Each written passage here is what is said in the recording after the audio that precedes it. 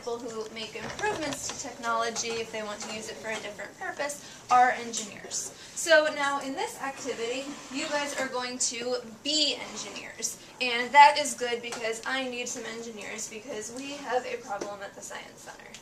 So you may know if you've visited the Science Center before, we have a lot of exhibits, and we just commissioned a new exhibit, and this new exhibit is all about bears.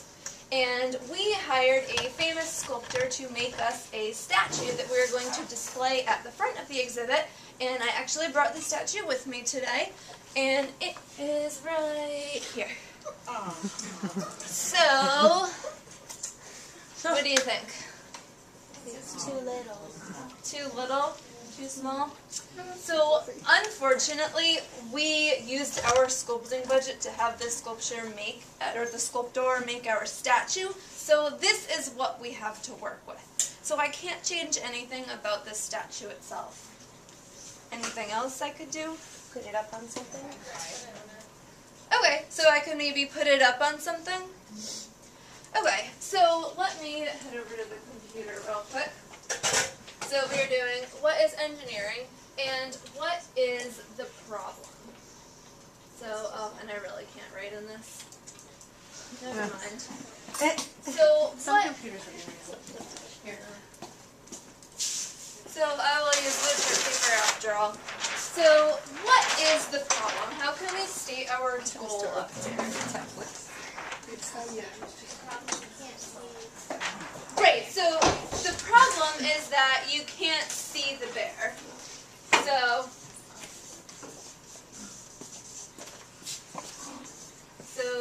we can't see the statue, the bear, when it is on the ground. So how are you going to solve this problem?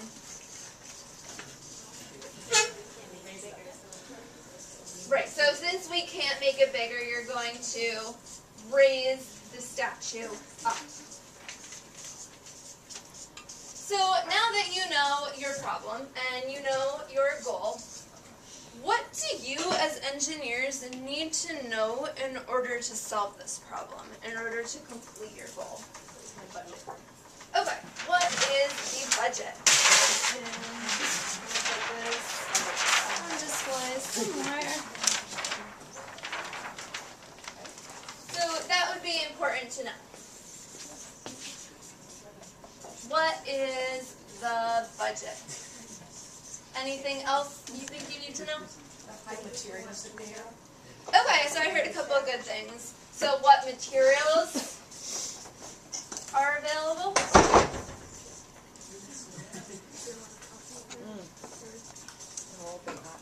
And I heard someone ask about the height. How should I put that up here? How tall does it need to be? How tall the what? How tall does it need to be? Okay. And the weight, like how much it Right, is so to we're like be able to hold. Okay, so you mean how heavy is the bear? Yeah. Okay. How tall does the bear need to be?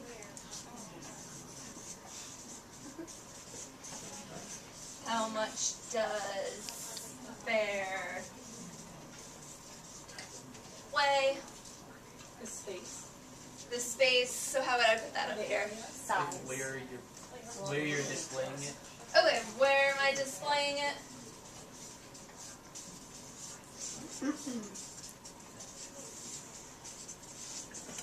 So does that sum up your question about space, or is there another way About you want to put that up like here? accessibility, like do you want people to be able to touch it, or Okay. should it be inside something? Okay, so how accessible?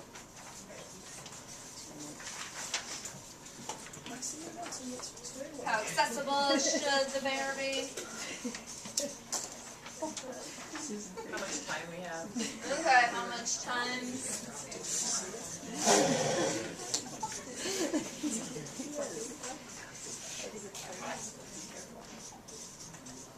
Okay.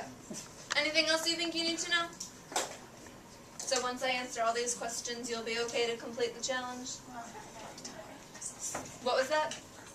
more that might come across as we start to. Okay, so more may come up as we start to do this.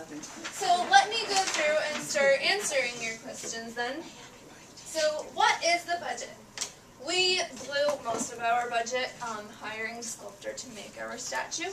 Your remaining budget, the materials that, and it's also kind of answers the next question, what materials are available, are 100 index cards and 1 foot of tape.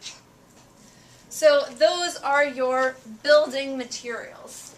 Now, what materials are available? You'll also have some tools to help you build. These tools can't be incorporated into the design, but you will have access to scissors and a ruler. So again, those can't be a part of the design, but you can use them to help you with your materials to build your tower. How tall does the bear need to be? Your towers need to be at least 2 feet tall, so a minimum of 24 inches. How much does the bear weigh? So that is a good question. Now remember, we used all of our budget hiring the sculptor to make this. He's a pretty expensive bear. So we are not going to have you putting the bear on the towers until the very end. So in order to figure out how much it weighs, I will pass it around and you can kind of feel it. Just kind of get a sense for the weight distribution, how much it weighs, whatever. So you'll be able to hold it to figure that out, but you're not going to be putting it on the towers at any point in the reading. Where are we displaying? So for purposes of this activity, you're going to build your towers on the table or on the desk, as the case may be. You don't need to move them, you can just keep them on the desk. How accessible should the bear be? The museum's designers at the Connecticut Science Center will take care of all the details about the exhibit. They'll worry about barriers so that kids can't touch it or whatnot. All you guys are worried about today is the base, is the thing for the bear to sit on. And how much time do you have to build? You will have 18 minutes to build, and I will keep a timer up there on the board. Any other questions that have come up? Yep. How high does the total height have to be? 2 feet. Yeah, so the tower has to be 2 feet, a minimum. Yep. Yep. So just the tower has to be 2 feet tall. Alright, well we will start the building. If any other questions come up, we can address them later. So Rachel and I are going to pass out your materials, your index cards, and your 1 foot of tape. I'll start the timer up there.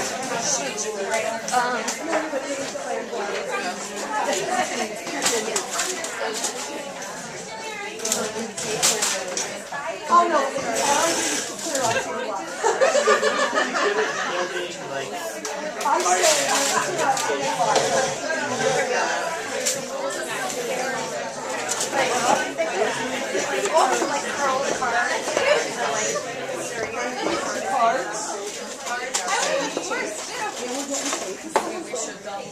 I know what we did, I just cut them and we made hexagons, but they from the basic space. So they were left hand. So they're like sturdier. We might have them on top, right? You know what I mean? One of the tape it instead of just having a straight wall. If they're freezer ready. Yeah, so what, then Put another one on top. you don't have to do it before. Was that it? So what I'm gonna try with my Kind of like something like that. Oh wait, no, well, ours aren't as tall, but it has to more be. than one, make a square.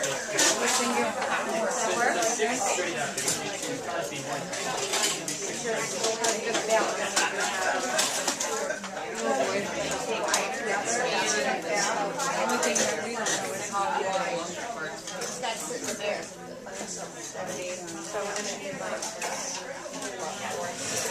That one here.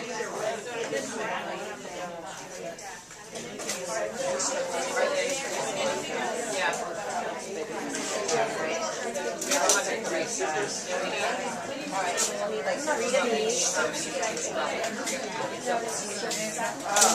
one strip, that's what we're getting.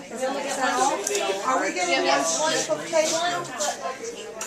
So these strips are You want to go have a cylinder? Because the cylinder will have to be taken all the way to the other end.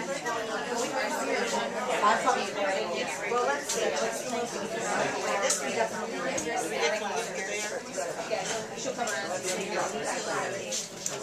you gotta cut small pieces. Very small. Oh, yeah, there's a hair, right? And this too. The corners. We get them all. They overlap a little. It's okay. That's really what we get for people.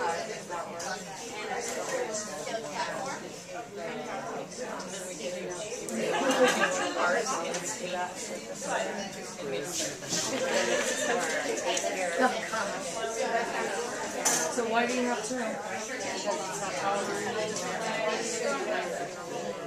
It's gotta be two.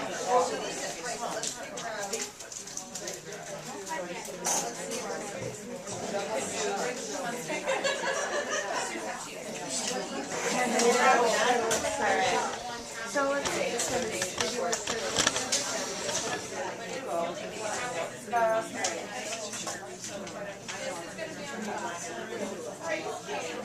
Well, what we could do, we could do 8 squares, and we could do 2 in between. And then we could do one, and we could see how straight it is. If we added one middle part to kind of reinforce what we would have, because if we did 8, 9, 10 times 8 layers, that would be 18 square ratio. So we could do 2 more in the middle of each of them. I don't know how to do this part. That would make it I don't know if it's maybe not letting you edit it for some reason. Just open like this. Give me another one of these.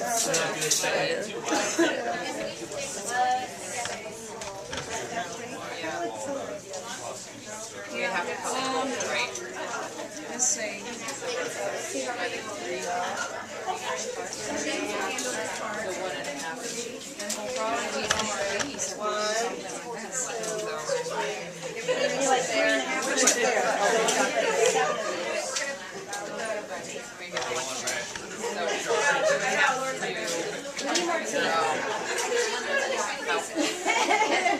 We need 1.5, yeah, halfway, and 1.5 inch in between the button. And then we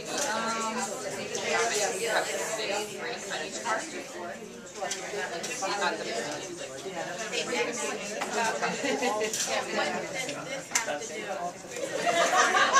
yeah, all we have to do is flip them, so we have to just try, you want me to try on 2?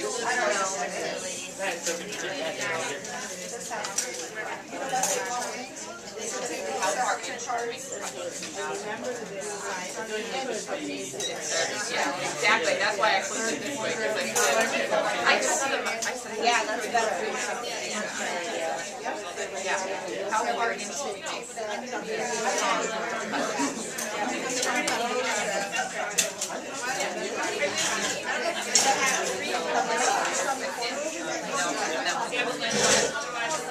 I just don't know how far into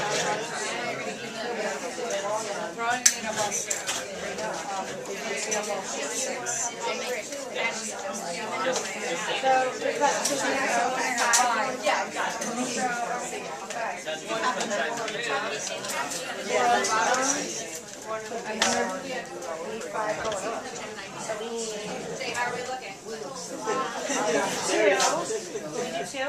One, it'll bounce on two. It's not gonna be 2 feet.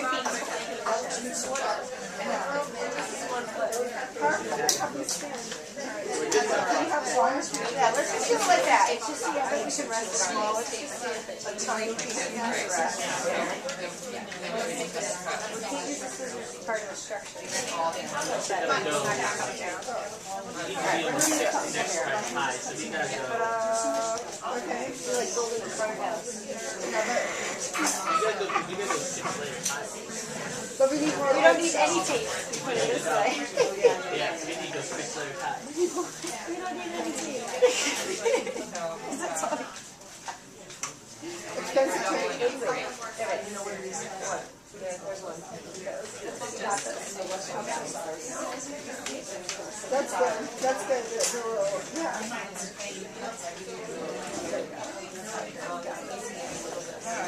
Here we go. Gentle?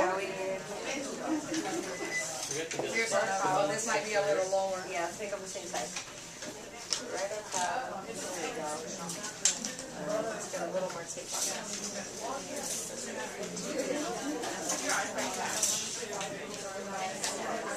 So just more, do more.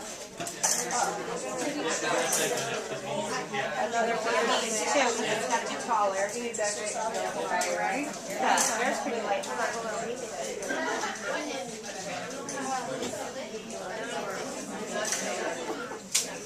You need another one of these. Hold on. You want to pass across? Alright, so 4 more of those. No, and it's in that though. So here we go. Actually, put it in the over.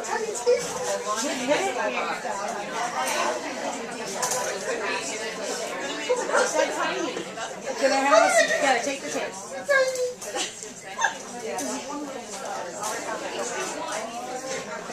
Elaine's the foreman. She's watching. Let's She's gonna tell us what our break is.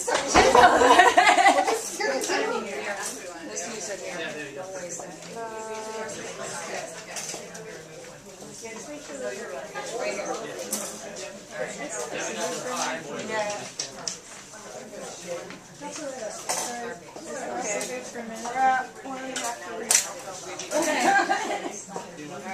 Are we gonna need another one?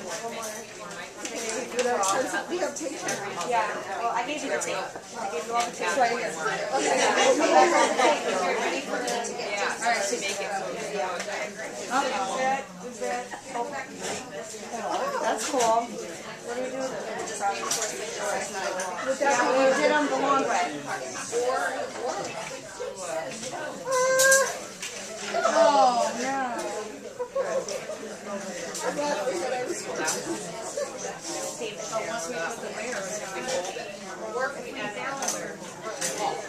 We don't have it.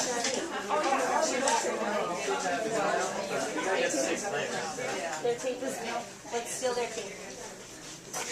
Solve the problem.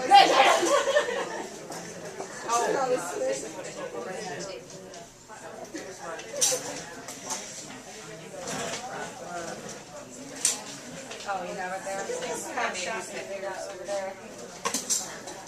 Look at that. I'm not an engineer. They're not even using their tape.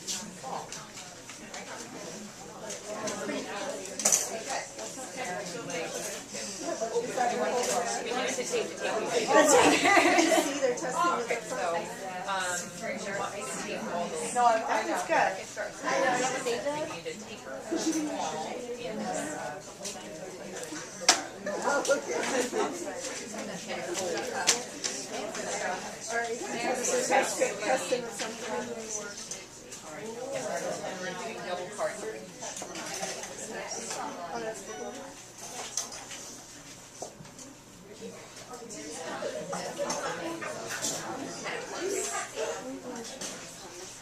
How many more do we need?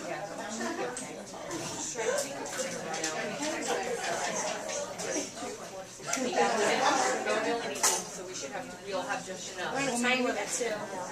We have to move from more in the middle. Oh, look, you got 10 minutes. Alright, so so maybe we do more of these here. How about if we just, Yeah, reinforce. yeah. Let's put, the one she's up there in the middle. Maybe that's the base. Yeah, down here. Yeah, can we get more of those? Hey, can you give us a couple more of these? Those are the Yeah, because they'll just flash into. that works nicely. Put another one in here. Oh, yeah.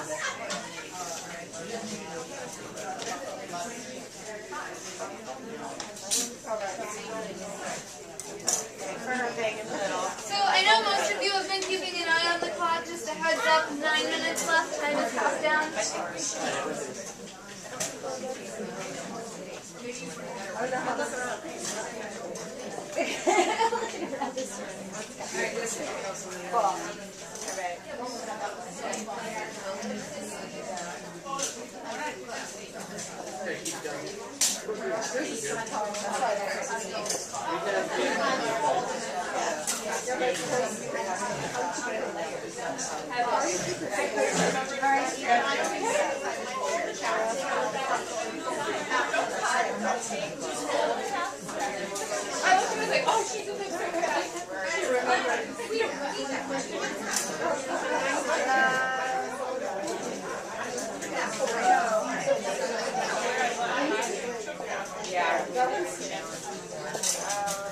There's help bear.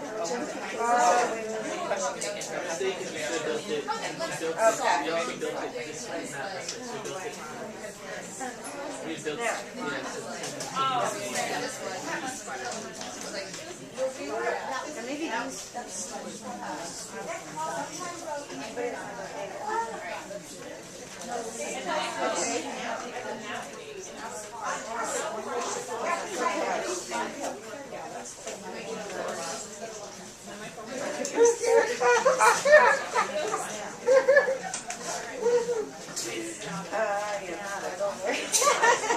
are you an architect?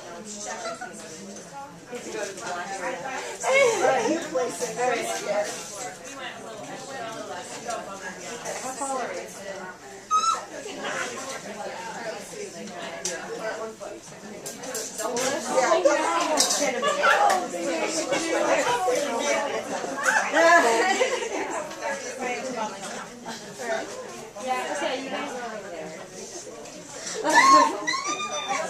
Oh, I just want to add some more. No! There's not a break. This one here is like silent. That's not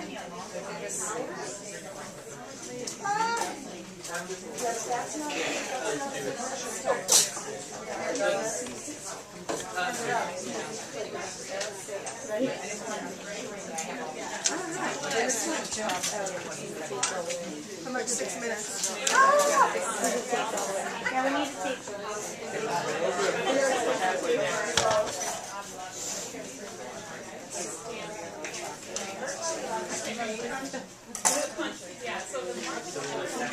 Do you need the tape?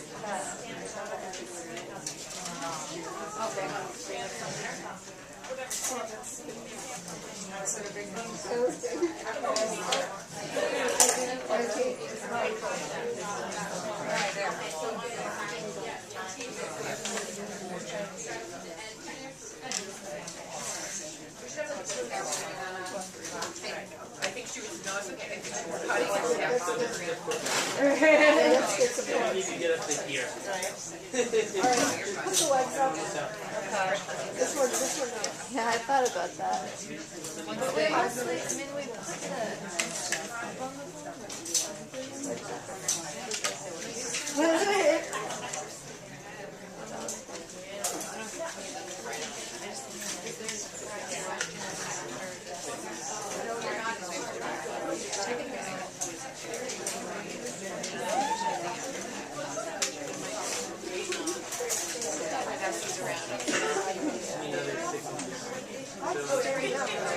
One more layer. Right, if you want to stretch it up and out.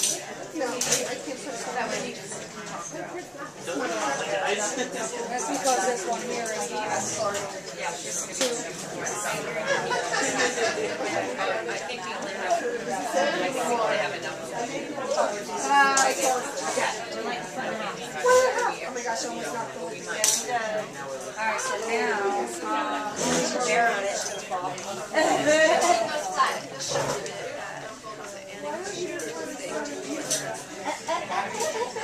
do we need another piece? We need another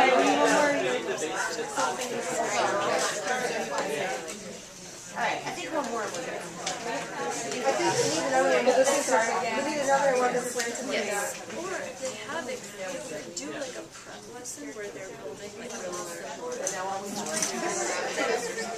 they wobbling down.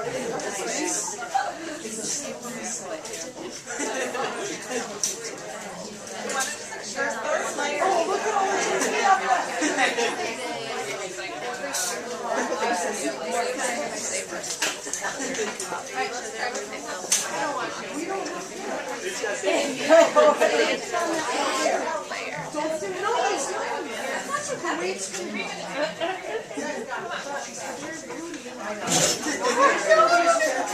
Wait, let's just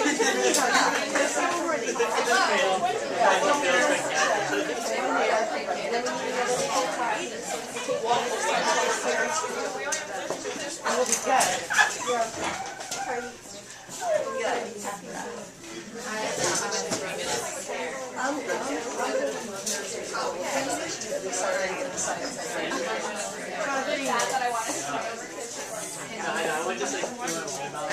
You can't walk by fast.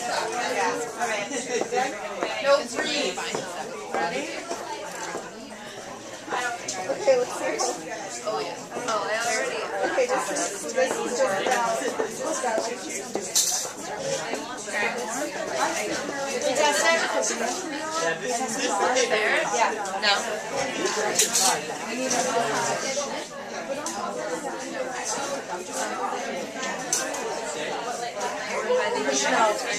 I sat there for 10 minutes before I got sandcasted on top. You were still in your room. And she was too.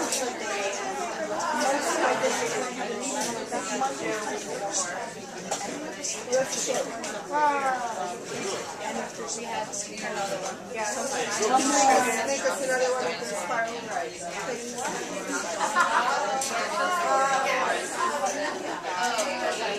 And I just couldn't let what he said.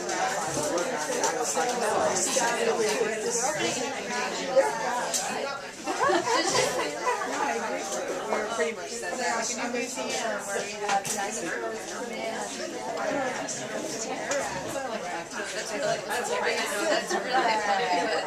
it's also It's not open. It was the only combination of things we could find. You were so rough with We tried every, like, the dinosaur. Okay.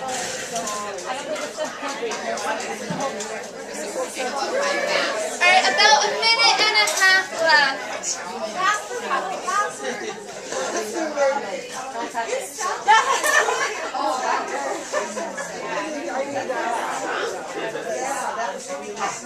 Picture? Like there. Take a picture of you next to me.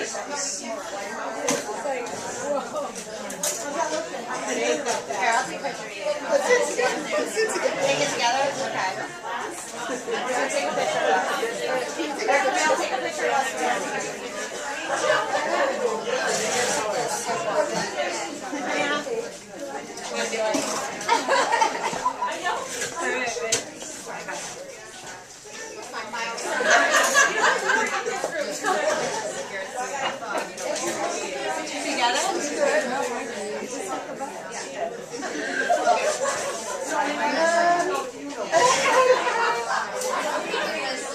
Oh, that's great. I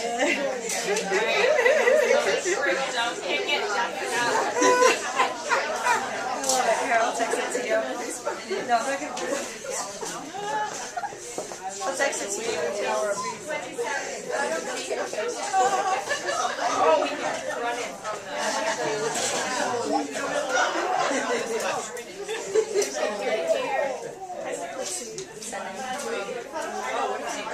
Coming this way.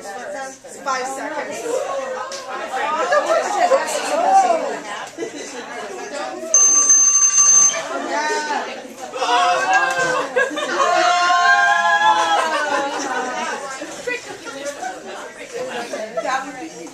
Alright guys, can everyone do me a favor and kind of stand around the edges of the room so that all the towers are in the middle?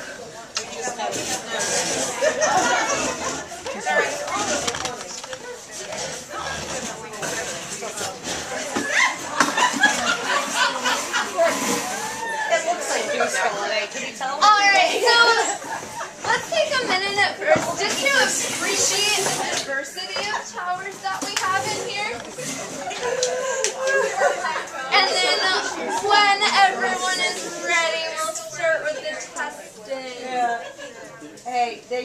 time limit over there. Come on. Alright guys, so we are going to start with the testing procedure in a minute, but I have a question for you first. Kristina. How are we going to know if your tower is successful? I did that? No, Did I really? no, you're doing Oh, just making them nervous. stay away from the tower. So, how are you going to know if the tower is successful? Okay, so if it doesn't fall down. So, how should we go about this testing? Carefully. X amount of seconds that it can sit on. Okay, so you said put the teddy bear on and see the maximum amount of seconds it can stay on. So let's say that the tower, you put the teddy bear on, how long should we wait? 5 seconds. 2 seconds. 5 seconds. 1 second would be good. 1 second will be fine. Okay, so we're going to put, actually I will let someone from the group put the teddy bear on and we will wait for 5 seconds to see. Okay, so in a minute, we will start going around the room testing. I'm going to have each group say a few things about their structure before I actually put this, or let you put the statue on it. So if you can explain to everyone else a little bit about your tower design, thinking about any background knowledge that helped you to create your structure. So do we want to start with this group before I knock it down? Why not? Ours was done by pre-K staff, as you can tell by looking at it. We're obviously not the best engineers. Since we didn't have tape, we decided to make columns from Yes, Italian Renaissance. We decided to make columns by rolling up the index cards, and we used our tape for the flat layer pieces, and that's it. And we have some that are intertwined. Oh, we have the cross. They're in the What do we balance call in that? the middle. She's over here. They're in each other. They interact with one another to There's cards extra reinforcement in the middle.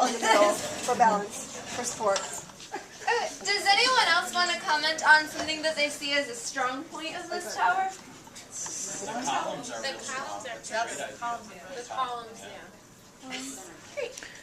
Alright, so let's check our tower height here. So it comes in at about 21 inches. So just a who wants the bear? I gotta go. It's gonna go down. Seconds.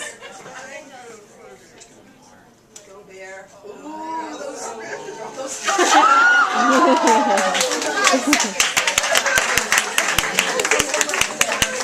I wanted to get a picture. So, what did you notice about the way that tower collapsed?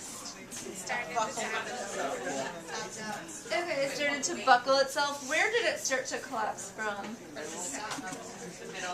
Yeah, okay, so the middle. So if you had more time with this, how might you improve the design? Solid.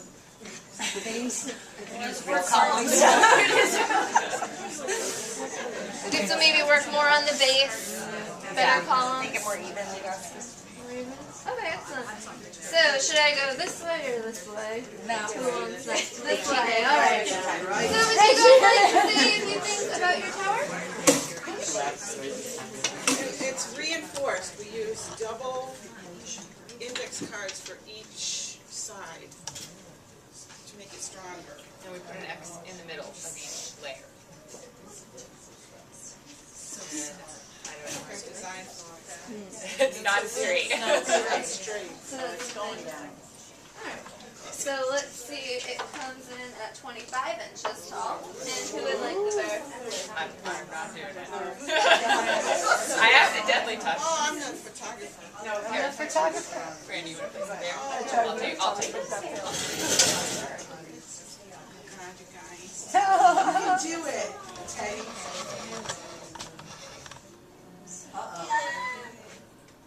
One, two. Go, Teddy.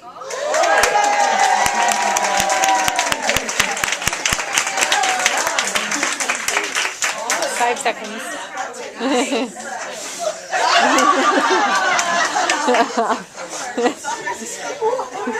Awesome work.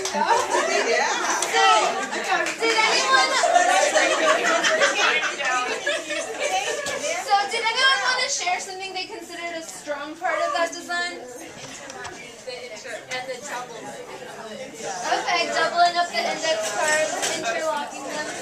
So if you guys had more time, how might you want to improve that? Each layer, far table there, I think that we had interlocked each layer would be one. Okay. Instead of putting a layer in between. We didn't use any tape. Oh, so they didn't even use any tape for that. No, we didn't use any. Alright, so how about would you guys like to share something about your design? We started with columns and it was not working at all. So we just looked around the room and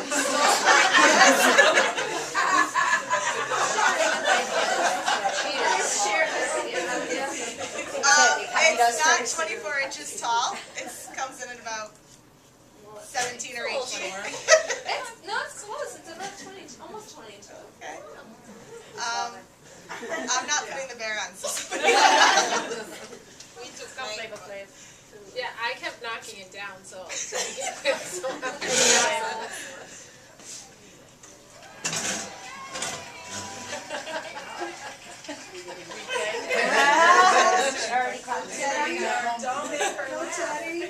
Does Teddy have to sit or can Teddy like that?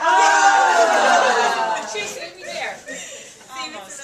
So what do you notice about the way that this tower collapsed compared to the other one? They just fell. Like went sideways. Yeah, so this one just fell from the top. But if you look, this bottom layer, this one is still standing. And this Oh, that was extra reinforced. So that's actually really interesting, right? The bottom layer that you reinforced extra stayed up. So why did you reinforce the bottom layer? Because we were trying to do columns on top of that bottom layer, and so we had reinforced that spot, and then when the columns weren't working, we just finished the whole idea and started to come together. Okay, so if you had more time, would you like to improve on this? Maybe if you had reinforced Every layer, yeah. you would probably get better. Okay. So how about this table over here? Can you share something about your design? Well, we noticed that they copied it immediately. We tried to make a really strong base. We ran out of everything. Yeah, so we started to do squares and squares within squares, and then we ran out, so then we just started stacking and folding stuff. We ran out of everything, time, tape. Well, we didn't run out of one stretch.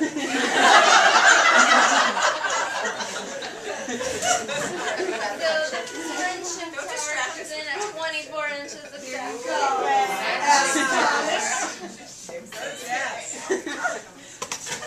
Go bear. Go little friendship bear.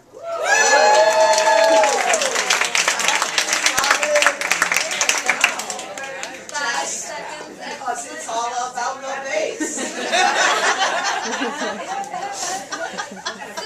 Well done. Can someone share something they thought was a strong point of this design?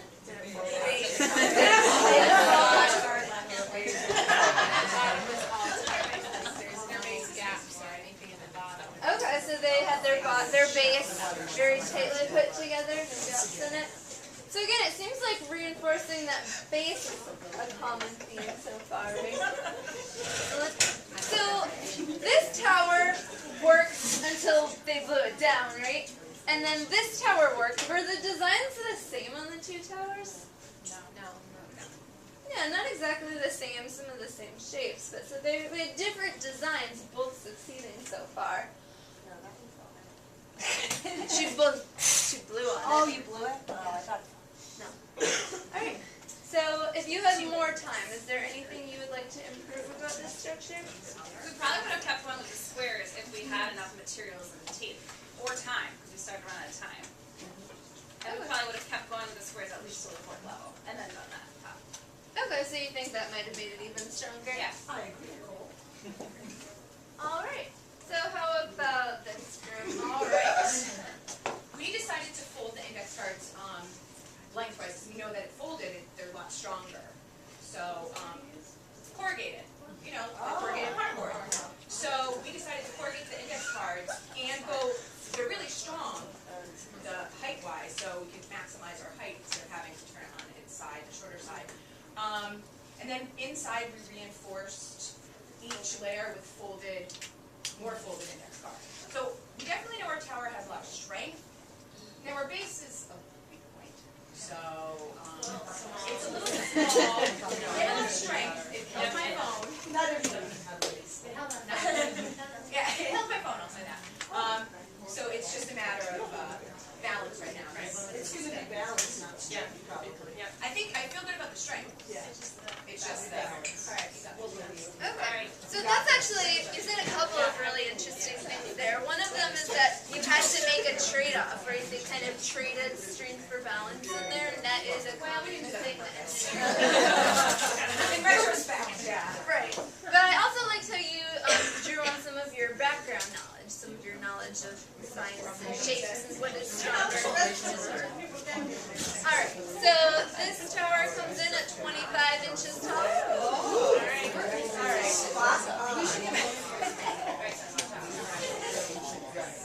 Don't shake. It's a balance thing. You got that.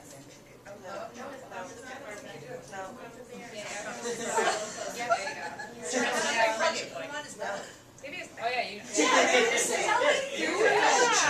Okay, how it is to be displayed.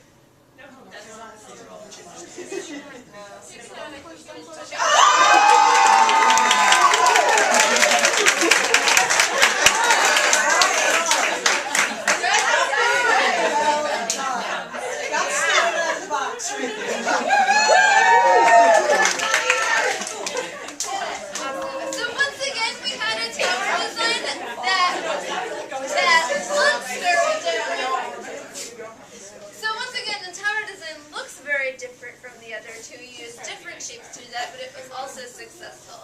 And I think you mentioned earlier, but what would you improve if you had a little bit more time with this? The base. Yeah, the base. Why the base?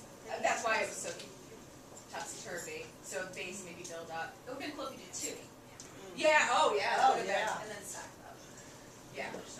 Did you guys use tape? We did just to secure each circle in the circle. I gotcha, okay. But I love masking tape with that. Duct tape. Alright, so let's try this one next. Okay, I'm staying. Fairly So we didn't use any tweaks at all, so we'll see if that works. I don't know if that strategy's going to work for us, but should we try it? Yeah, do you want to say a little bit about your design? We just folded the cards in half and laminated them. And we thought about the base, and so Eva was all about the base. Origami this together. So we just came with a bear. Yeah, so Eva made sure that we had a lot of cards on the bottom. So hopefully that'll help us. And then it's just folded in half. So we had done like the Great Urban Race and build things, and we had to do it with cards. We had to do it with playing cards. And that seemed to work. And they were already ready. We got them. So there was our indicator that's already a lot of prior knowledge. Just because we're smarter. It's okay. Alright, so this tower is 27 inches. Oh, so maybe it's 24 because of the lighting, so we go in for the bear. I know, seriously, No. Oh, no problem.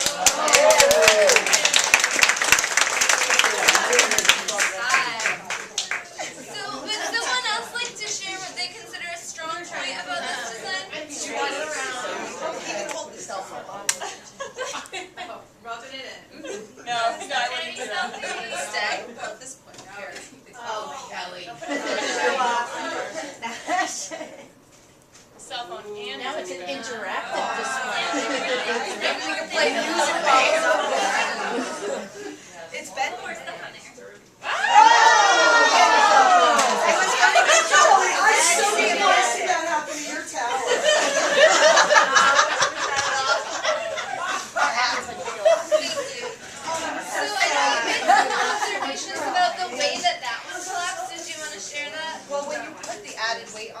the top one started bending, making it fold in, and then it kicked everything out. Right. So if you had more time, what would you do then? If you wanted to add all the needed more parts. But we ran out of time. Alright. So let's check in with this. Do you want to say a few things about it? We did more of like a Lincoln log. Beam. Yeah, pre-K. Yeah, Did you use all your cards? every single one. Because the Lincoln Log thing, I think, is really smart, but I don't know if you've got a light enough face for this. No,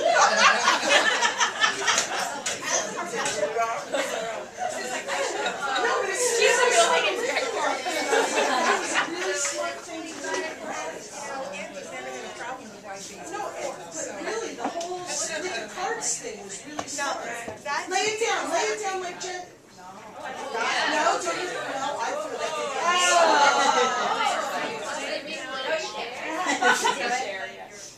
We're close. See, he's a carpenter.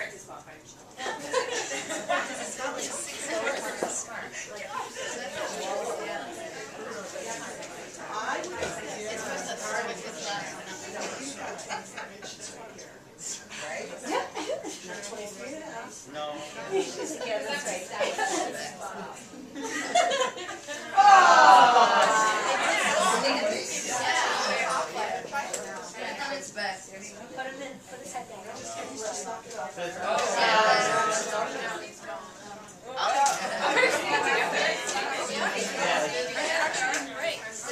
Yeah, so even though that one fell over the... It's strong. It's still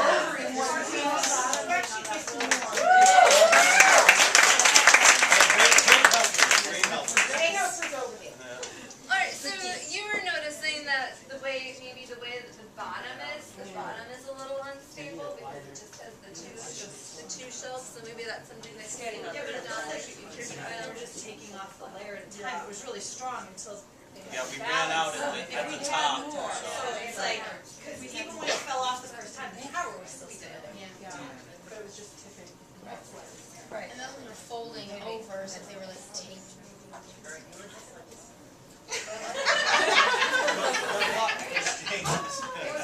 Alright, how about this? So we did something similar with the Lincoln log type of thing. So we would slit it. Well, we made, I think our base is 30. It feels sturdy. We hope it is, and we just slit it and just put the index cards in. But we figured out things along the way for next time if it doesn't stand or slightly better. Like what?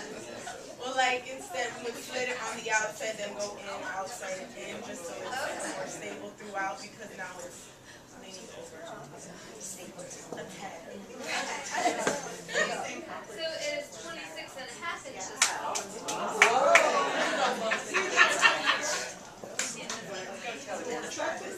It's leaning.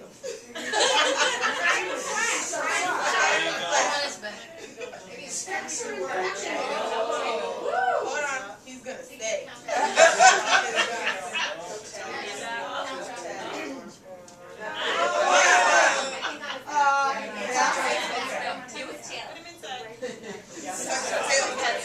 Oh, there you go. Kind of on his There you side. go, right there.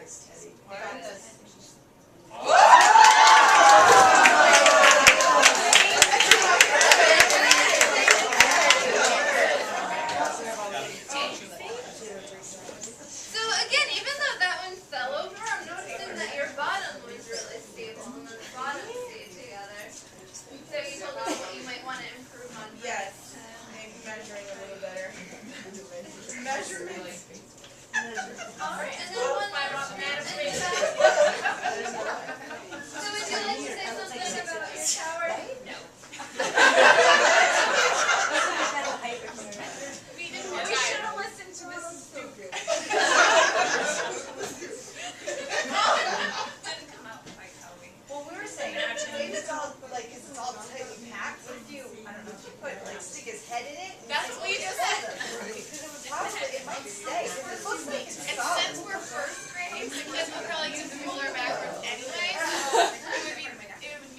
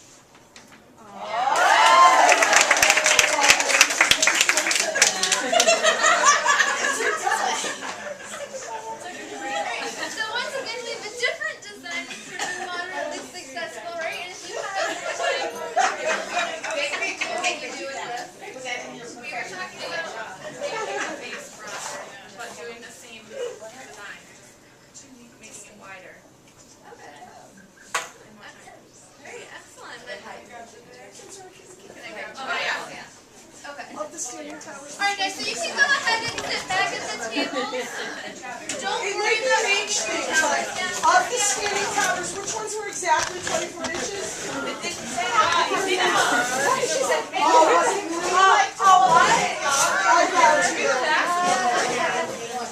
I thought those were the specs.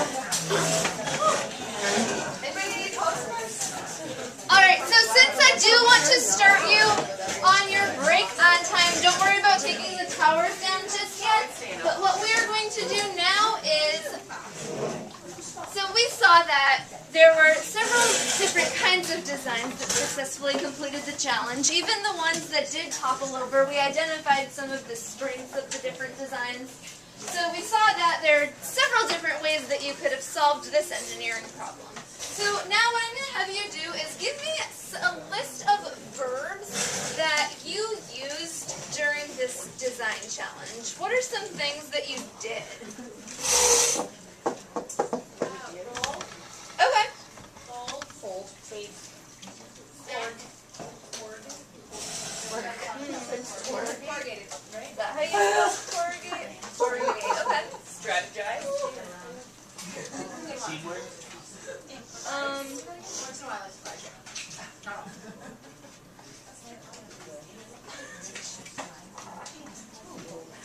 So what did you do at the very beginning, even before you were rolling and folding and taping? Okay, you had to plan. Discuss. We made a prototype.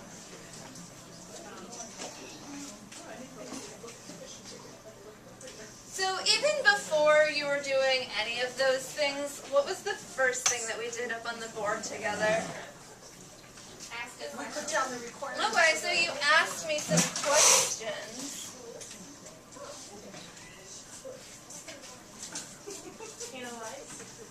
Analyze? What do you mean by analyze? The structures of the different towers. Okay, so that was kind of after that we did everything, started to analyze them. Yeah, what else did we do after all that rolling and folding and taping? Oh, after? Or before, Indy? We changed as needed. Okay. Modified as needed. So you changed it as needed. How did you know when it needed to be changed? We tried it out part way and realized. Okay, so you tried out part way. How did you do that? How did you try it out? We put our phone, or I would take my hand and press. Okay. So We did that too, with every layer we saw the phone, we yeah. be able to hold it.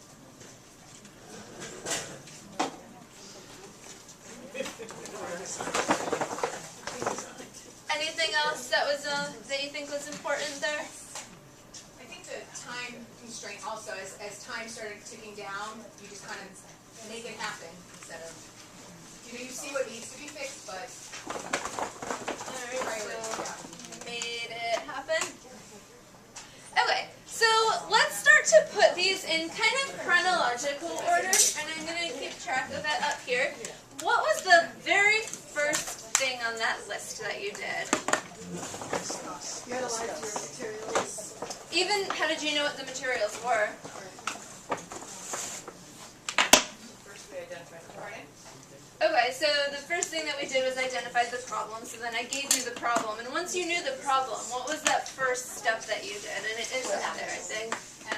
Question. Okay, so the first thing that you did was you had to ask some things, right? Never mind, read that, your marker is starting to dry. So after you asked questions, what did you do after that?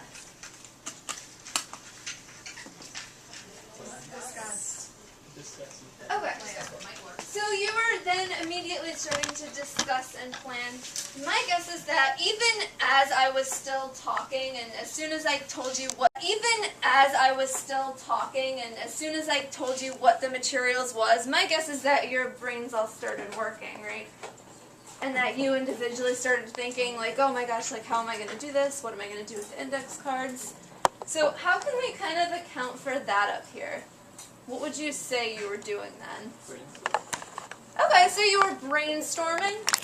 I like that way of putting it. Does anyone have a different verb that they would use that kind of means the same thing as brainstorming, or you think that's the best one? You like brainstorming? Okay, so We're applying it to science.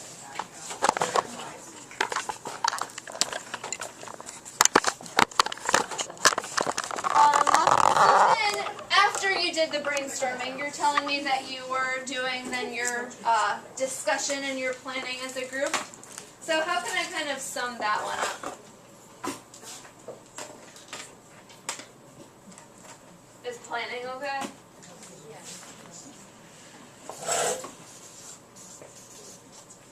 Okay, so then that's when you were kind of planning with your group, talking with your group. You were maybe starting to prototype and discuss. So then after you did that stuff, then I think we come to all our action words, right? Roll, fold, tape, stack, corrugate. How can we kind of sum that up in just one verb? Okay, so construct, build, which one would you like? Construct. Okay.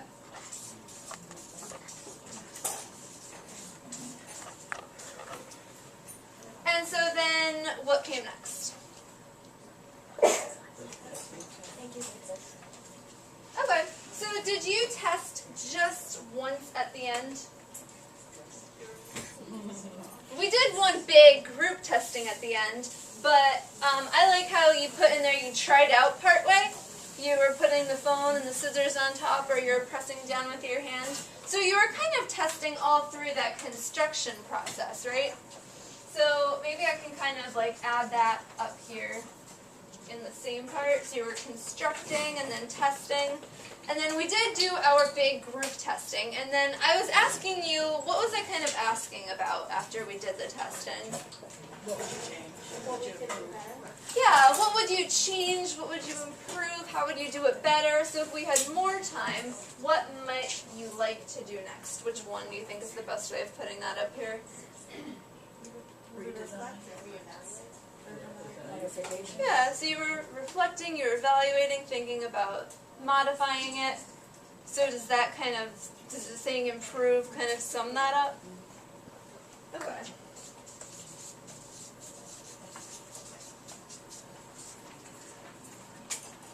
So this is kind of like the process that you went through today. And I drew lines, not necessarily arrows connected, because you might have been doing these things all along. You might have been asking questions as you were building. You might have been modifying your plan as you were building and continuing to brainstorm that whole time. But we end up with kind of this cyclical process that we went through. So now I'm going to show you what EIE, the unit put up by Boston, has as their engineering design process. Sorry, this is a little...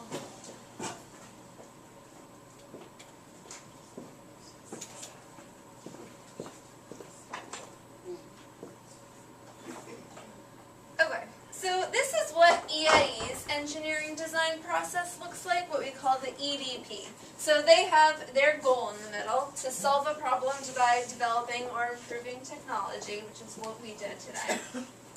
And they have the first step in their EDP as the ask. And this is where you start to think of the criteria and constraints for your design, as well as asking about what you can use this science background you already have to help you out with this.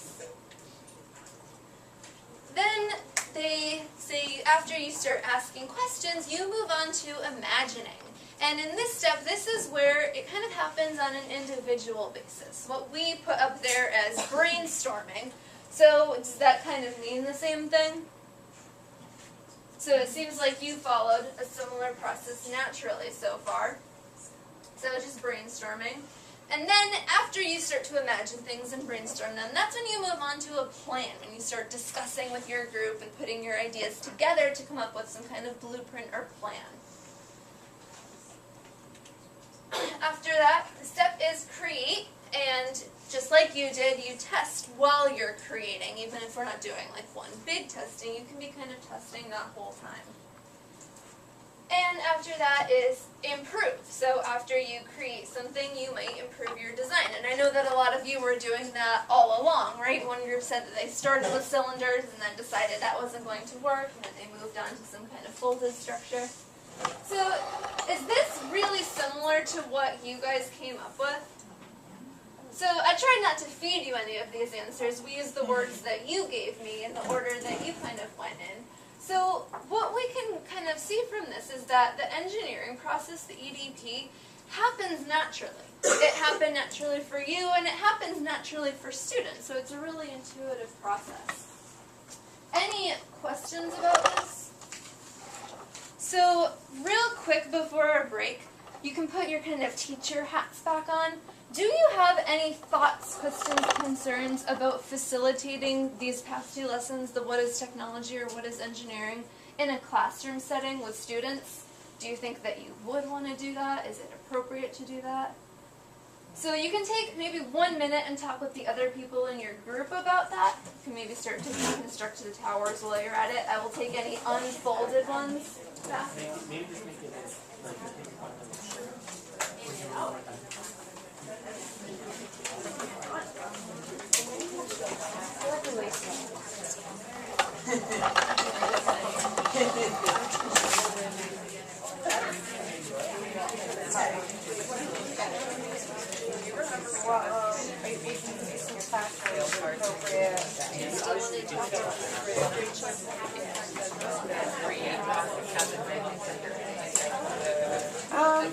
Yeah, well, you could show them how to build,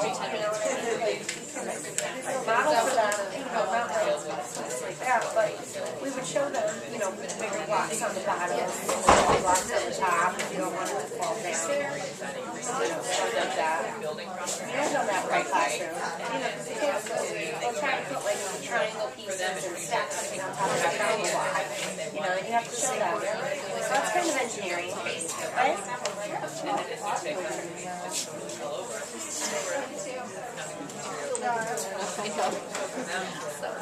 We have to get these corners. I think just to get it. Yeah, exactly.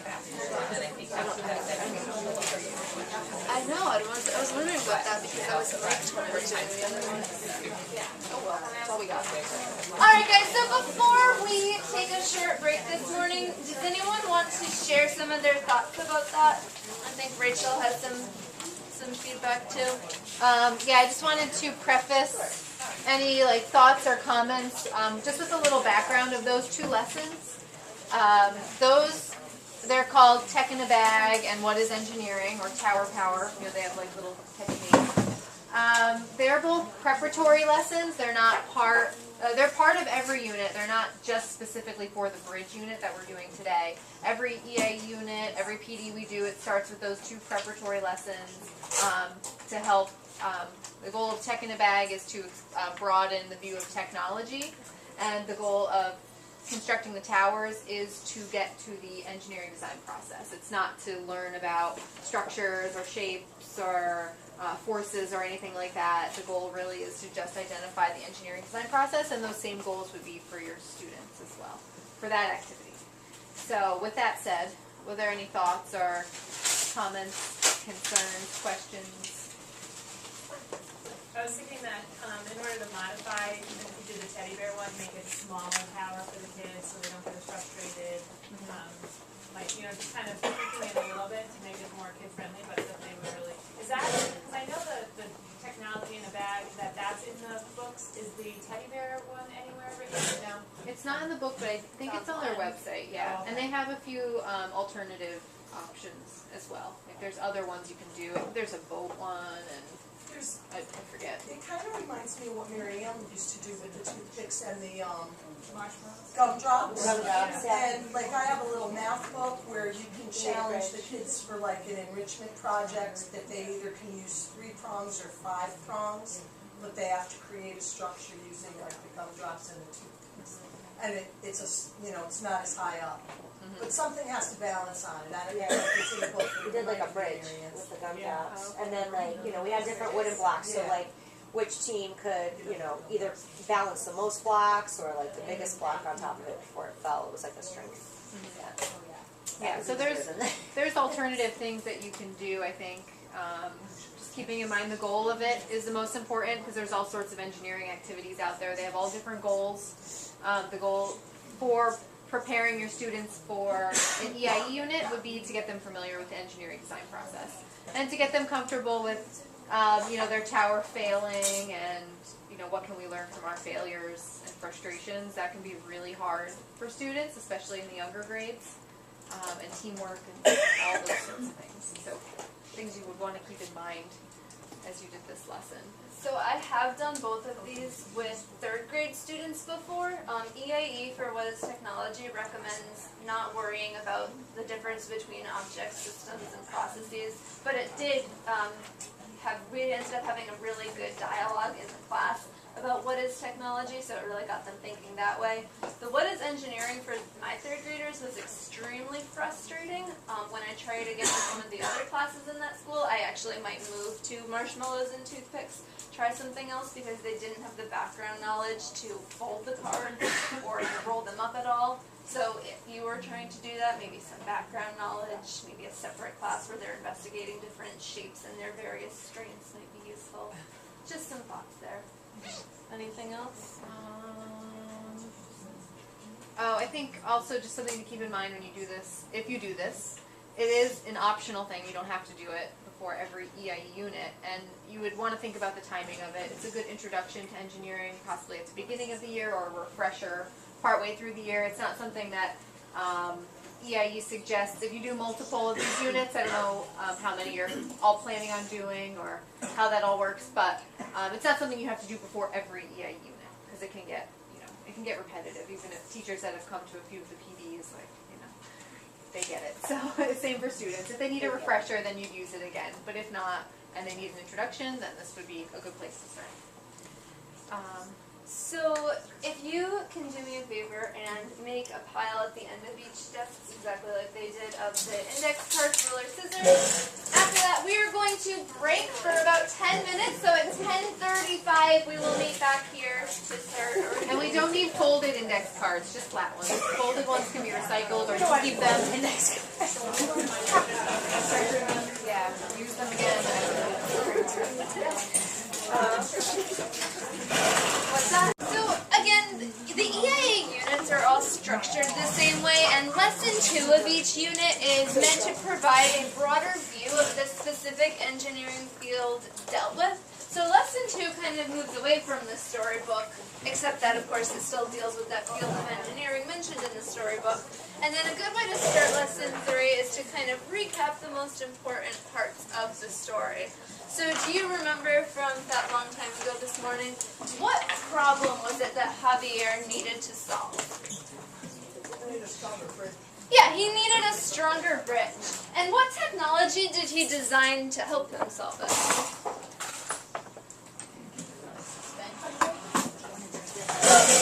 Some kind of bridge, right? He worked with his stepsister and his cousins to design a new bridge, and then he worked with his stepfather to put that in place. So our goal now is to work as civil engineers. Now that we know what civil engineers are and what they might do, we are going to work as civil engineers, and we are going to design a bridge to span a river. So that is our goal now in lesson 3. So, remembering from this morning when we went through the engineering design process, that EDP, the EIE engineering design process starts with that ask section, and that is what we agreed we started with this morning as well. So, just like we did for the engineering challenge, we're going to ask what you might need to know to solve that goal, to build a bridge that spans a river. So, what kind of things might you need to know? Why does he live it? Okay, how wide is the river? And can everyone see this up here?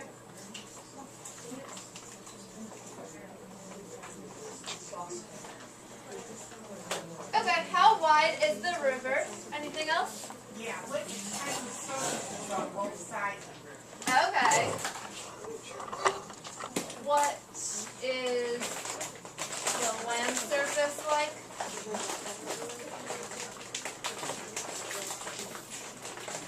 On the sides of the river. Great. Anything else?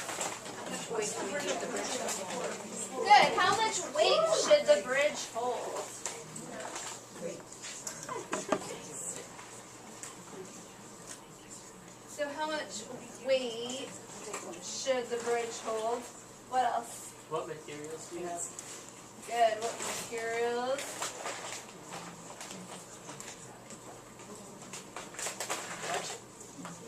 Okay. What budget do we have? Time factor. Okay, time constraints. What materials / budget can we use? Time constraints. Like maybe more about the river? Are we talking like the Mississippi River, or, I mean, I have a stream in my backyard and they call that a river, so, I mean, I don't. Right, so we said how wide is the river? Anything else we should add to that? Just more information in general? Like how deep? Okay, how deep?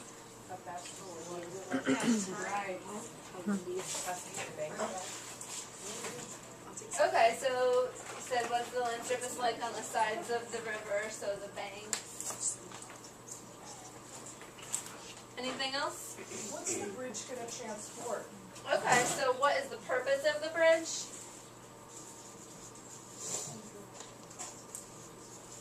Good, anything else?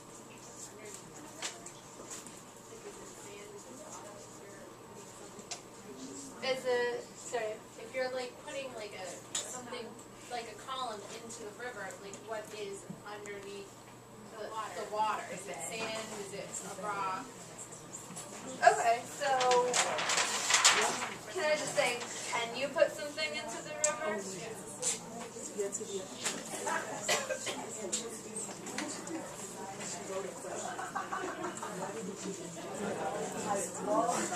So can you put something in the river? Is it filled with sand, rock? How deep is it?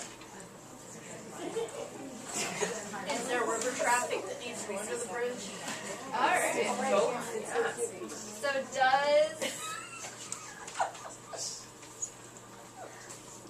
does anything need to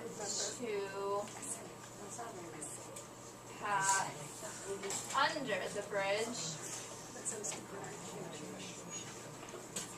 Good. Anything else? Okay. So, I'll put that under special considerations. Does that work? So, special considerations. Temperature. Will the bridge ice over? Also the speed or the lack of it, of the water rushes by. Okay. That would change what is the Okay. So we have, how wide is the river? What's the current? Is the current question covered? Okay. Great. How, if it's one lane, I don't know if we have this, but one lane traffic or 2 lanes, like how wide? I don't think we have that. Okay, so we have what is the purpose of the bridge, so maybe we can add that to it, like how much traffic. How much traffic will be crossing. Great, anything else? So this is an awesome list of questions that I will hang up here at the front of the room. And as we continue in lesson 3 and in lesson 4, hopefully you will eventually find the answers to all of those questions. For now, in lesson 3, we are going to focus on the first part of this guiding question. So our overarching guiding question is, how does the structure of a bridge affect its strength? And how can we use different materials in our bridge designs? So to start with, we are going to focus on that first part, which is, how does the structure of a bridge affect its strength? And maybe that will help you answer some of your own questions that you have come up with about bridges. Or maybe answer some questions that we haven't even thought of yet. Okay. So right now we are going to tackle this problem, how structure relates to strength. So in the storybook, do you remember some of those types of bridges that Javier explored?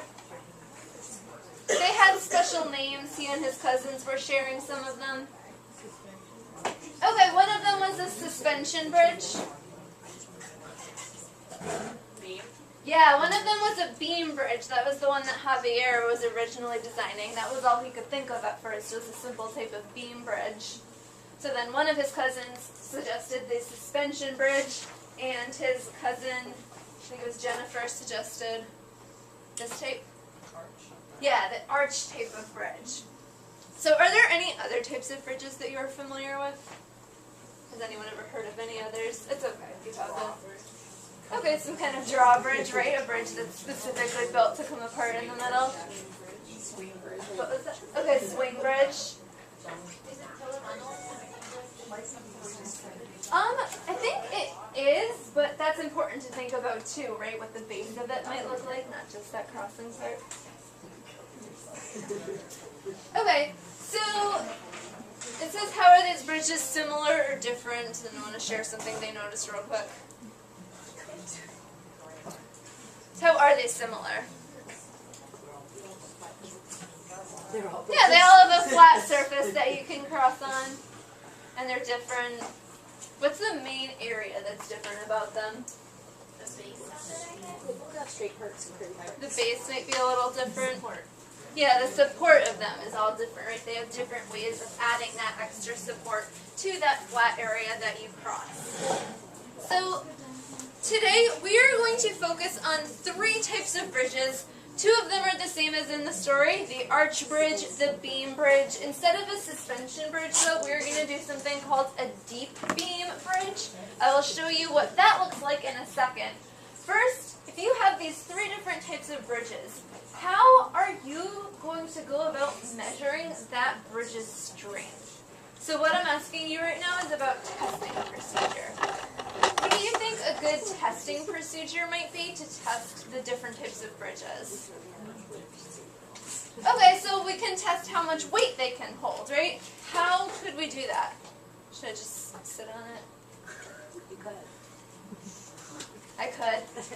Depending on how big it was, right? What are some ways that you could do it in your classroom?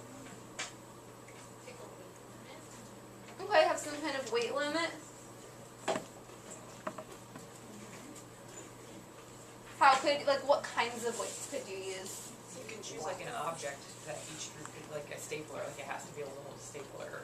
That Yeah. way you can kind of standardize what it is that they're trying to measure. Okay, so you could give them one object to put on top, and that would be your measure of success, whether or not it could hold that.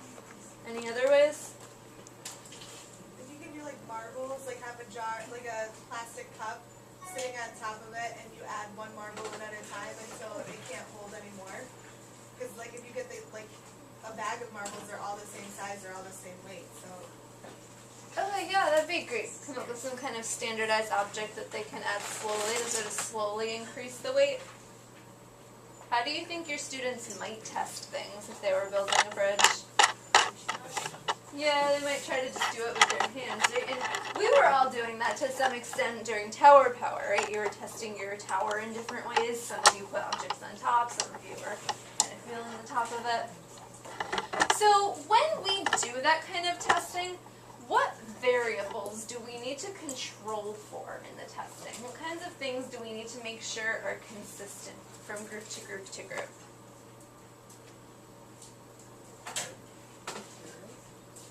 Okay, so maybe the materials that they're using to build the bridge, you might want to control that. Where you're placing the weight. Where you're putting the weight on the bridge, right? That would be really important to think about, because if one group puts their weights on the edges, right near the support, and one group puts it in the middle, is that a fair trial? Okay, so that's important. Maybe the size of the materials? So what do you mean by that? Like the length, I don't know. Like how much space it has to span, like so each bridge has to cover the same distance, is that what you mean?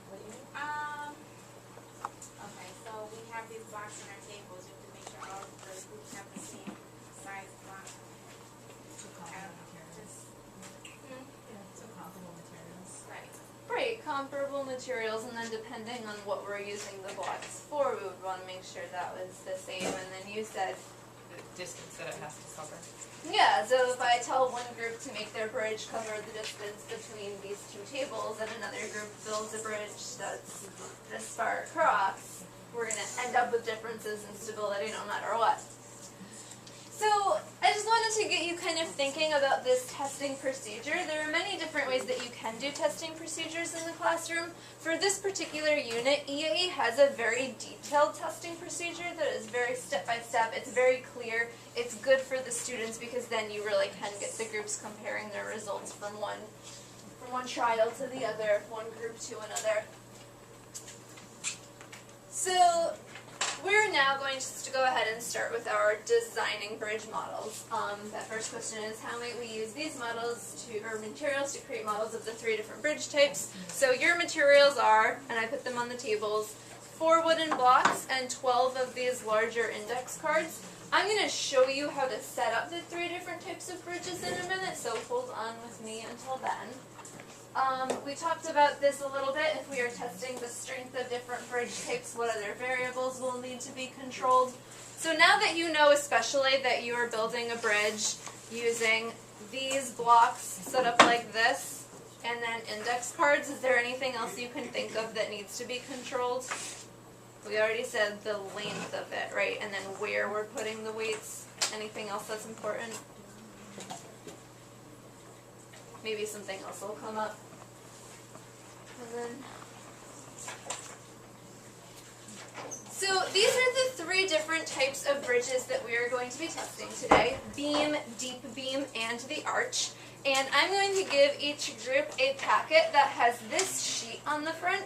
And the packets are stapled, but when you get it, you can go ahead and pull this front sheet off. This is your testing area. So this is your river. There's some fish in the river. You don't want to collapse the bridge on the fish. There is space for the 2 or the 4 blocks. So they're going to go 2 layers deep like that on either side. So I'm going to go ahead and pass out the packets right now. So when you get the packet, you can go ahead and pull that top sheet off, put it in front of you. You'll work together as a group, so every person is going to have one of these, but you only really need one to set up. And then don't start with your index cards right away, because there's a specific way that you're going to be building those. So even though you can kind of see it in the picture, just hold on a second and we will all do it together.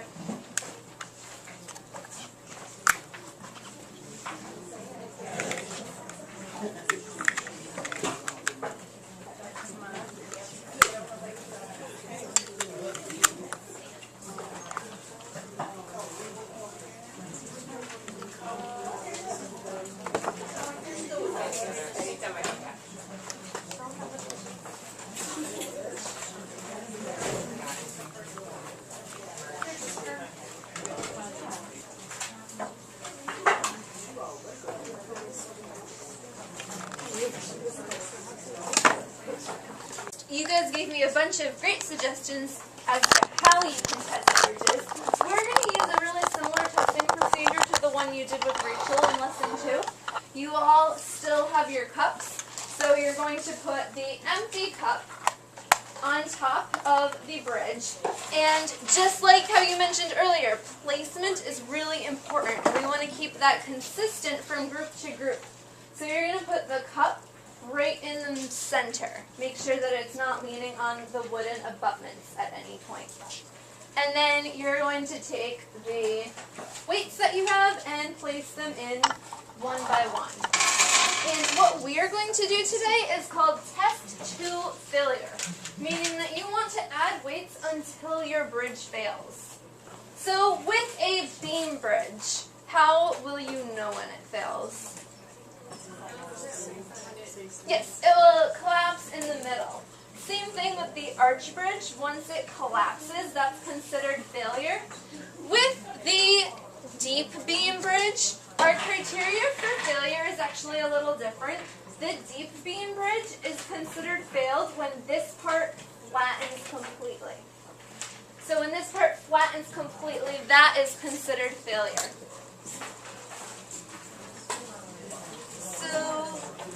And then other than bridge strength, what is that other really important characteristic of a bridge, of a safe bridge? We were talking about it earlier, right? Strength is really important, and stability is also important to think think about. So when you are testing, pay attention to what the bridge looks like as you put more weights on it. See if you can see some of those visual cues that your bridge may or may not be stable at the moment. How will you know if a bridge is stable? So you can check your bridge out, look for those cues. So this is the testing procedure. This is the one for the arch bridge, but you're going to repeat it for all 3 of those bridges. Just like I said, build it using 4 carbs, put the cup in the middle, gently add the weights, so don't throw them in or drop them in, place them in. And then it says, record the results on the appropriate handout. So this is where you're going to be recording those results. So, can everyone still hear me up here? Probably. Sorry. Where's my packet? It doesn't matter, it's up there. So, in your packets, that first page was the that diagram where you're setting up. The next 3 pages are those places where you can record the results. Now, on each side, there is both the A and the B version, so the advanced and the more basic version. So you can do whichever one you want, probably the A side of the sheet. So that first page is for the beam bridge, and as you are adding more weight to it, the directions say to put an X where the weight is pushing on the bridge, a dotted line where the index card is moving as you're adding more weight to it, and as the bridge is failing. And then put arrows to show where the bridge might be moving. And then at the very bottom, that's the important part, how many weights did your bridge beam support before it failed? So also record that number down there. So you're going to test it for all 3 of them, and then we're going to compile the results together. And you can even start doing that on that very last page, it's the comparing bridge types. But we're also going to do this one together.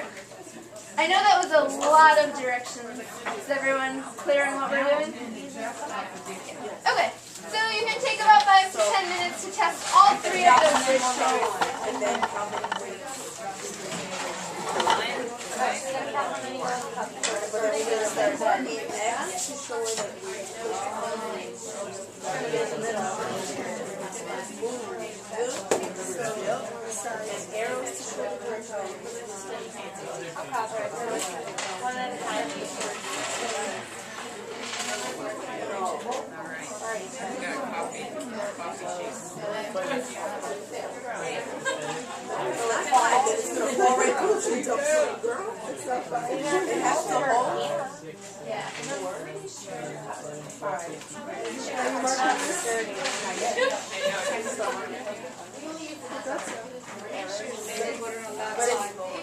Okay, so but they're going up. Is it in the center?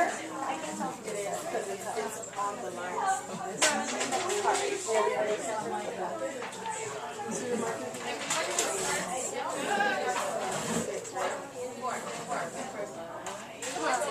That was 7?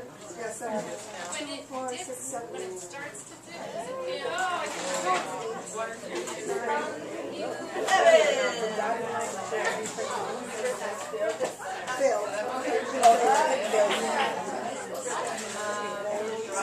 So the X is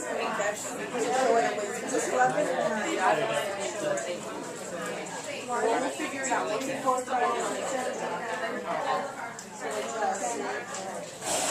and then arrows to show the direction that moves when you add weights to it. Well, so it supported 11 before it failed. That's 12 graph. 11. Yeah, we can figure out the last one. indication as to how many. I don't know that math.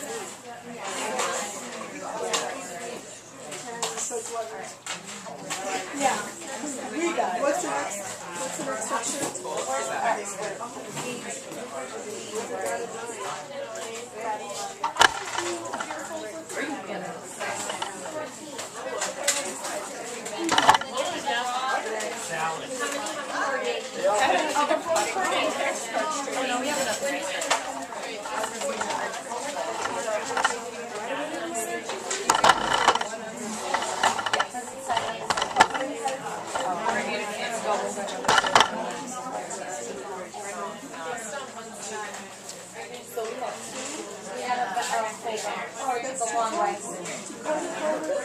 separately.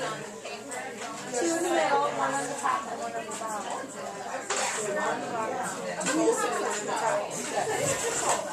Right? Two flat or one flat on the corrugated? Two corrugated, one on the bottom, one on the top. Okay, so put those two together. Put them beside each other. Two in the middle. Yeah, like that.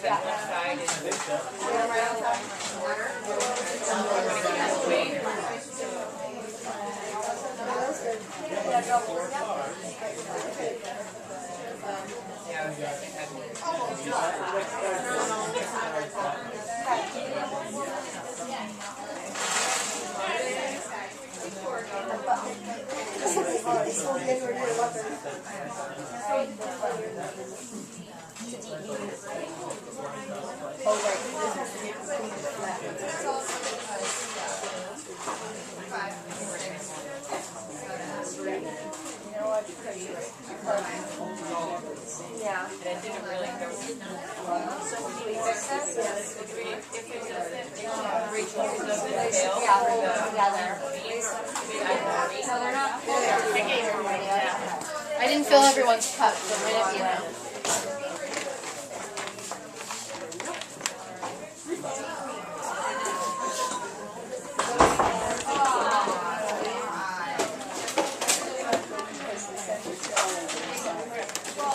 Alright, refold. Get the card. Gotta do me.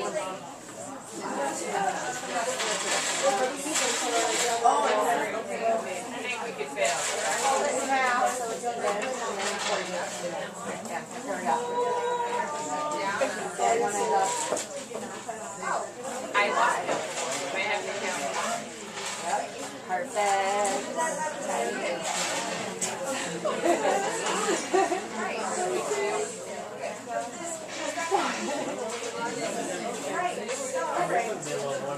Yeah.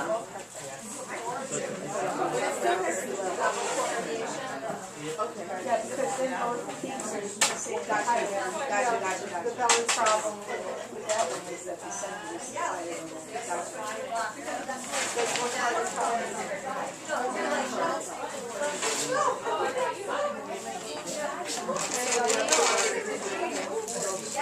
One, two, all sides.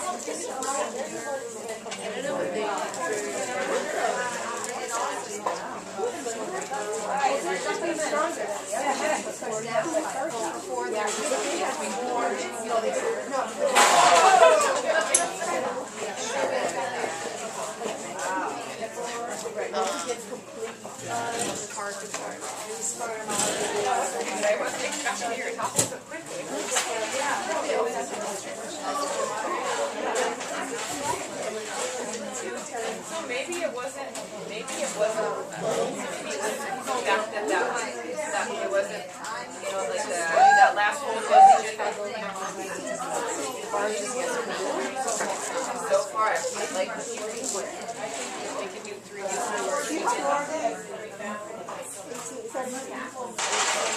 But now it's completely. No, but she said it's not flat as it fails, right? Yeah, but the criteria is different for each one. So now it's 20. 22. Wait, I don't know if that's a flat. No, now it wasn't. Like, it was going down.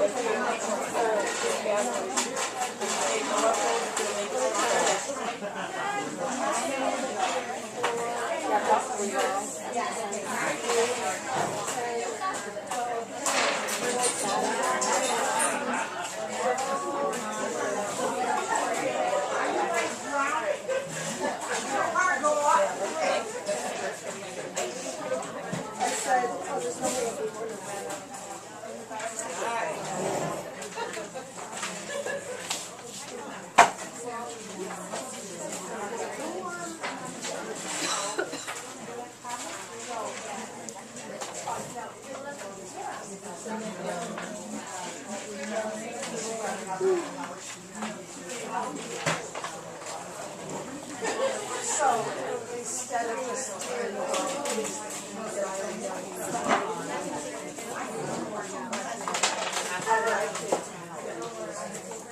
Extras.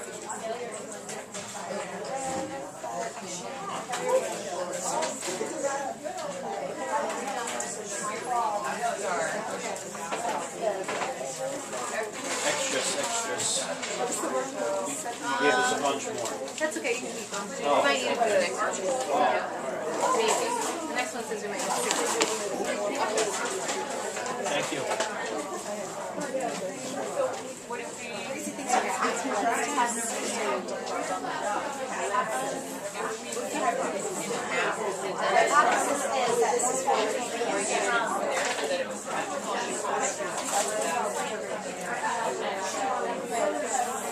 I was going if it was because this was the part that made it wobble. I was wondering if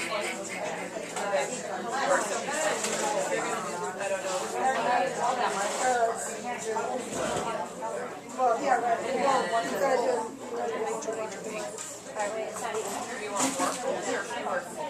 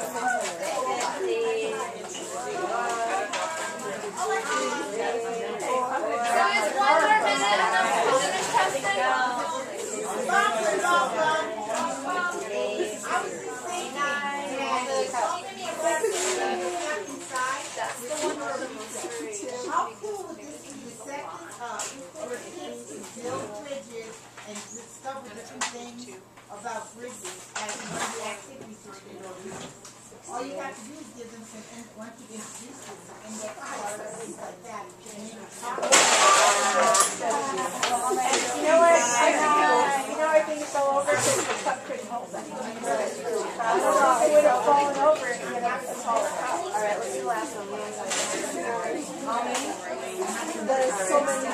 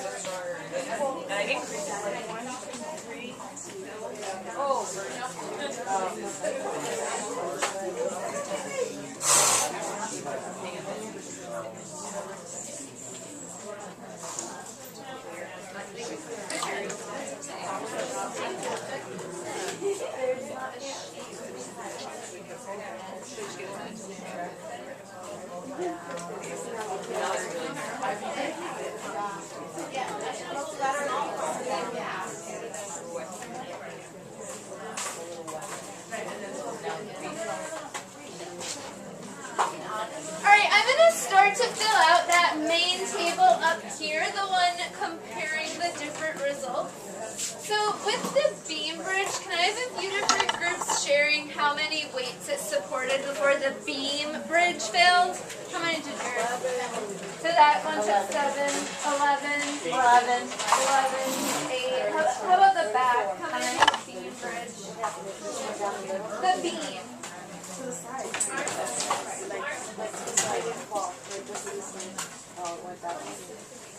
The beam bridge took 26. The beam bridge is the one with the 4 cards going flat across. 13 for you. Only 6. Okay, so somewhere in the range of like 6 to 11, maybe I'll just say an average of 9. And what happened when the beam bridge failed? Like, how did it fail? Sunk in. Okay, so where did it sink in? Middle, down. Okay. So the middle sunk down. Very big plus. Alright, how many weights did the deep beam bridge support? 67, 77, 80 and counting. How many about at the back? Like how many weights can you put on your deep beam bridge? 45. How many cars? Okay, only 35. So with the deep beam bridge, we have results ranging from 35 to 80 and counting. So this one seems to have a lot more variation in the results than the regular beam bridge. Does anyone have a theory that could explain that? A different way it was folded. We folded 2 separate and then we put them together and I got about 26 when at 27 it failed. But if we did them together and followed together, we were able to have more weight.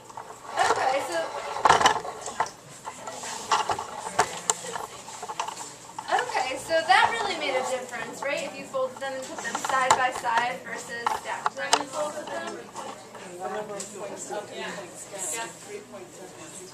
Okay, so the number of points up and down. Which way worked best, do you think?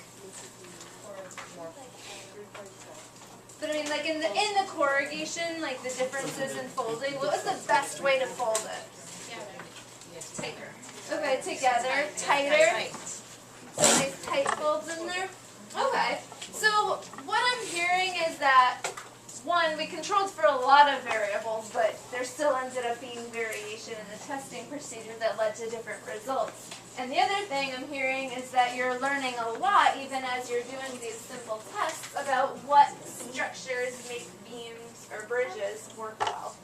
So 35 to 80, and when it finally did fail, what happens to that deep beam bridge? Someone saw a total collapse where it went down, same as the rectangle beam did.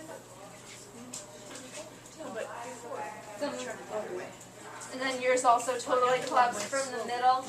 Did anyone see theirs fail in a different way? One of our sides seemed to sink, to slant down. Okay, so it started to flatten out in one of the ends. Okay, so some sunk, some flattened. And how about that arch bridge? How many weights could the arch bridge support? 34. Becker at 34. 34. 32. 27. How many was it? Oh, no. 32. 25. Okay, so maybe less variation, but we're still getting some variation, right, between 25. What was the highest number I heard? 34. Okay, so much less variation than the deep beam bridge. So when the arch bridge failed, how did it fail? The arch flattened a little bit. Okay, It went down to one side. It went down to one way, right? it on one side. So the arch flattened, sometimes it was one side that collapsed. Yeah, it collapsed unevenly. Okay, so it was uneven. Okay. So now we have compared 3 different types of bridges. You have learned about those 3 different types. You've learned about ways to make each individual type a little bit stronger. A few reflection questions for you.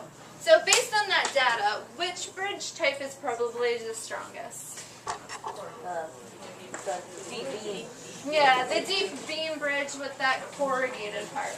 Why do you think it was the strongest? What about it made it so strong? Have those layers. Okay, so maybe the layers are a really good feature of the bridge? The triangle seems to be a strong phase. Okay, so it incorporated triangles. So maybe those are important features. And then which one was the weakest? Yeah, the beam bridge was the weakest. Why do you think it was the weakest? Remember, think about those diagrams of forces. Yeah, I have nothing to support it.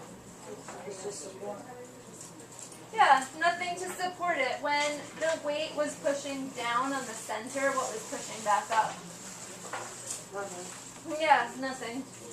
So, just a question for you. If beam bridges are the weakest, why do you think they're still so commonly used?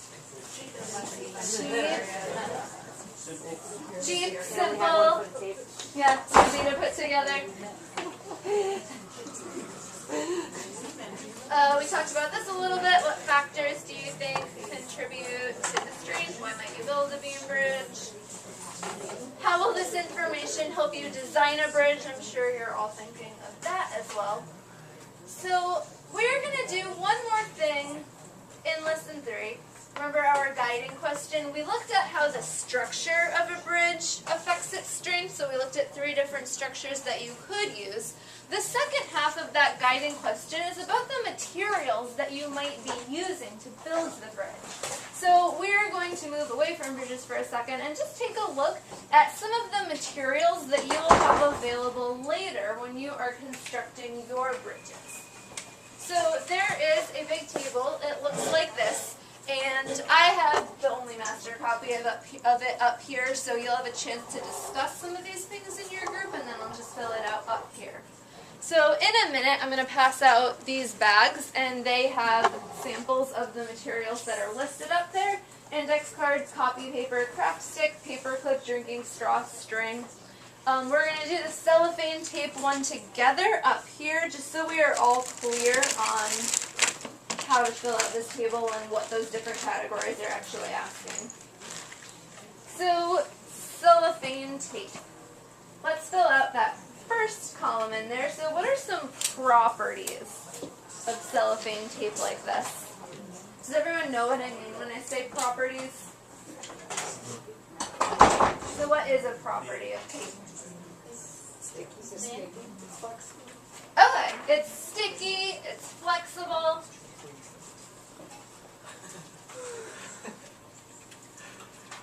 Anything else? Clear.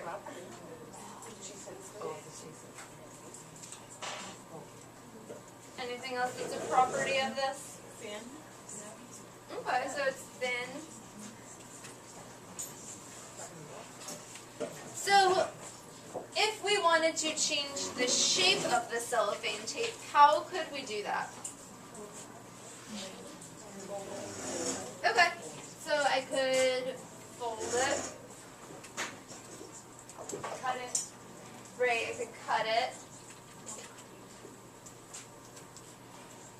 And how could I possibly use it if I wanted to incorporate it into my bridge design?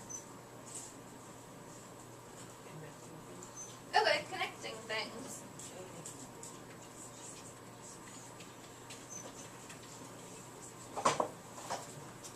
So, just a heads up before I pass out the material bags containing the rest of the materials. Where it says properties up there, it's looking for properties of the material, not necessarily the object, by which I mean you could have told me that this was small, that wasn't really a property of the material, though. All the things that you listed are great examples of things that cellophane tape is, that it just is. The shape of it just depends on the specific object that we have, if that makes sense. So some of the things listed up there, like where it says craft stick, is craft stick really the material? What is the material? Wood, exactly. So you would be thinking about properties of wood for that section. Okay, so I'm going to pass these out. Take just 1 or 2 minutes to talk in your group, and then we'll quickly fill out some, maybe not all, of the rest of the columns together.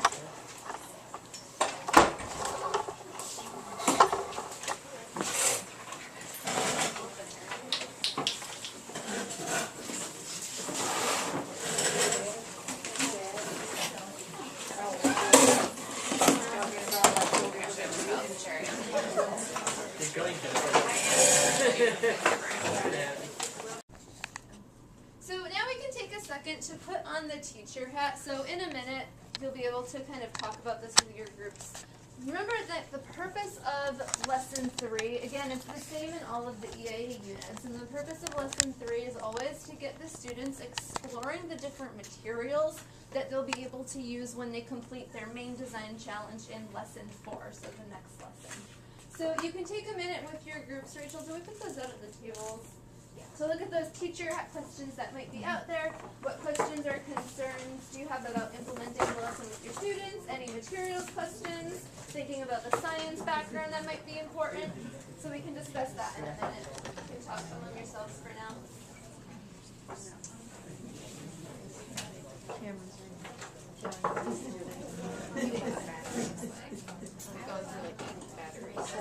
It's gonna be like the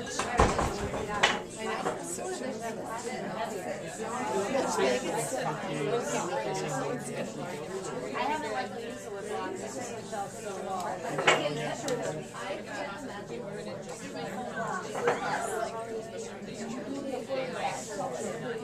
And they probably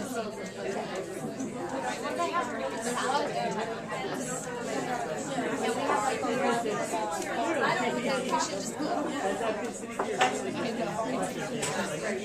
What do you call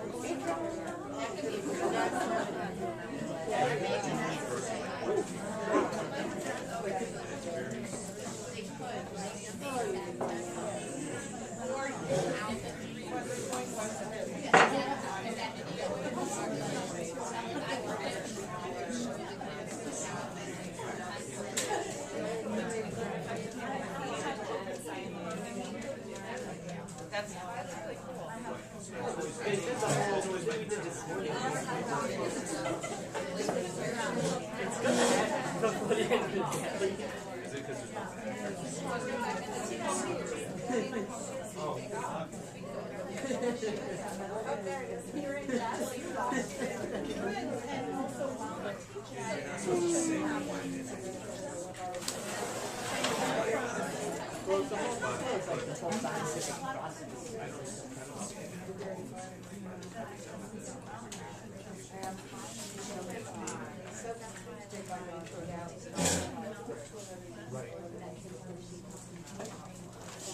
Alright, did anyone have any thoughts, comments, questions, concerns that they wanted to talk about? Feeling, yeah? The preparation for all this. That's a concern. Yeah. And that is one thing about EAE, that it is very materials heavy. The nice thing is that they do sell the kits pretty much in completion, and in the teacher guide it tells you exactly what you do need to do to prepare. And then stuff like this, they even say in the PD guide that this might seem like that one extra stuff that might be overkill, but the nice thing about having a separate set of like sample material bags is that the students then can't immediately jump into starting to build a bridge if you only give them one set of materials. So it kind of forces them to slow down and think about the properties of the different things in there. But, you know, that's one of the biggest concerns that I've heard people voicing about, because it is time intensive. Different kids are different levels of prep. So this one's actually not too bad, you know. It was mostly making those materials bags and handouts. But some, there's a lot more prep, so just depends.